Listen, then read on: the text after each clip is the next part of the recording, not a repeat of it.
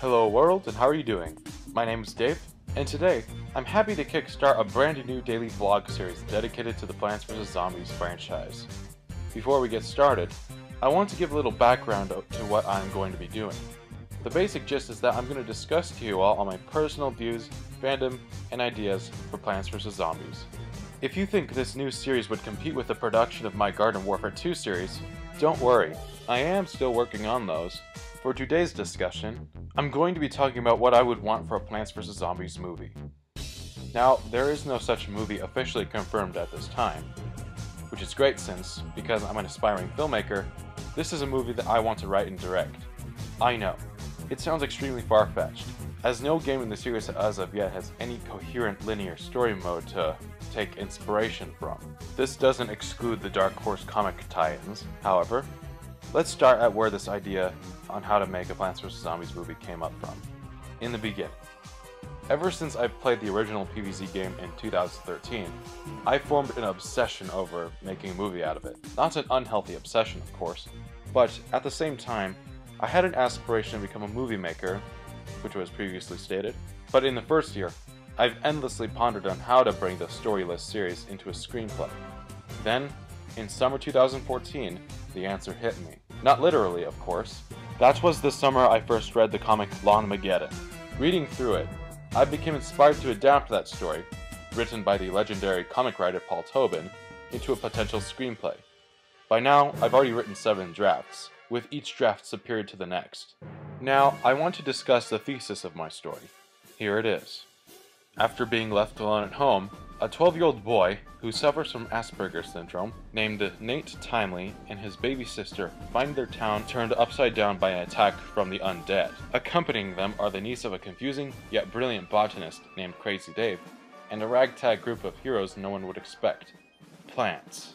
Going into depth, I want to give each and every character that we were introduced to in the comic with more unique characteristics, even if I have to dramatically change their personalities.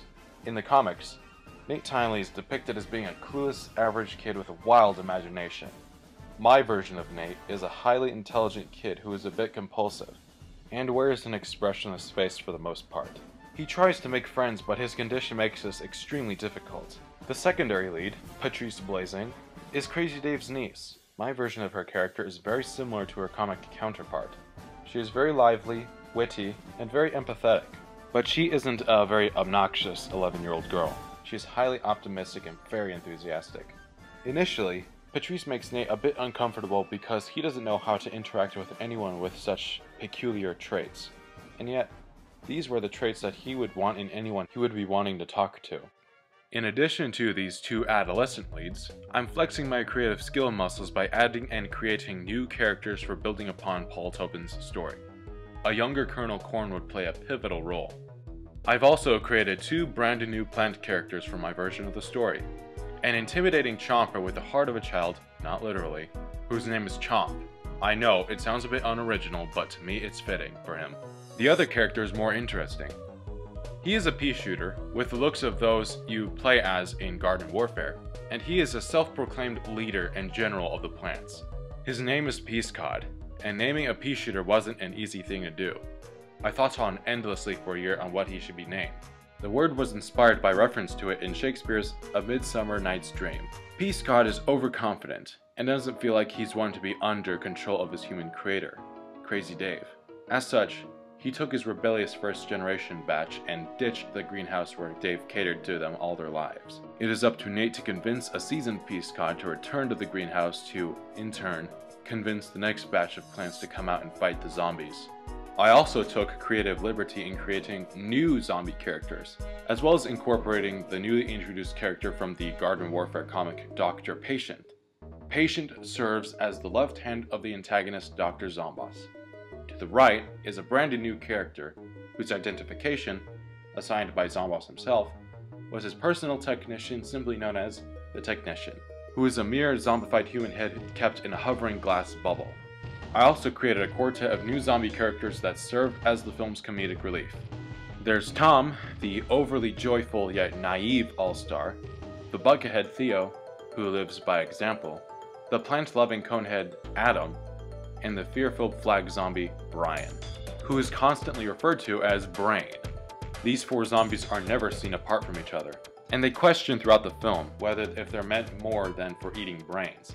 Yet at the same time, they don't want to disappoint Zomboss, obviously out of fear. This movie, in the way I would envision it, would be very faithful to its source, but I'm giving further development to the characters reprising the roles from the comics, in addition to adding new ones. I'm also adding new twists and plot devices into the story as well, both of which I will discuss about in another video. Now I will be asking myself some key questions. What do I want with this film? I envision it to be more of a 2-hour, feature-length animated film.